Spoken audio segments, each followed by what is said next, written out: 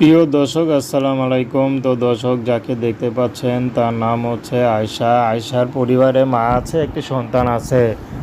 আয়শার বিয়ে হয়েছিল কিন্তু তার ডিভোর্স হয়ে গেছে। তো বর্তমানে আয়শা একাই আছে। আয়শা সবসময় পর্দা করে। তো আয়শার একটি কথা যে তার দায়িত্ব নেবে, সব কিছু জেনে শুনে সে যদি বিবাহিত হয় সমস্যা নেই।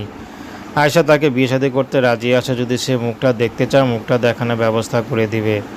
আসলে আয়শা একটা গরিব হলেও ভদ্র পরিবারের মেয়ে। আয়শা কখনো কল্পনা করেনি স্বামীর সাথে এভাবে ছেড়ে চলে আসবে। এখন এলাকায় থাকতে পারে না, এলাকার লোকজন সবাই আয়শাকে সিসি করে। আসলে কখনো পুরুষদের দোষ দেখে না সমাজটা, শুধু মেয়েদের দোষটাই দেখে।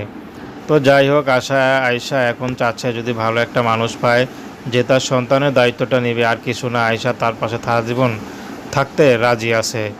তো দর্শক, এই ছিল আয়শার জীবনের সংক্ষিপ্ত জীবন কাহিনী। তো প্রেম ভালোবাসা বিয়ে শাদী করা একান্ত আপনাদের ব্যক্তিগত ব্যাপার।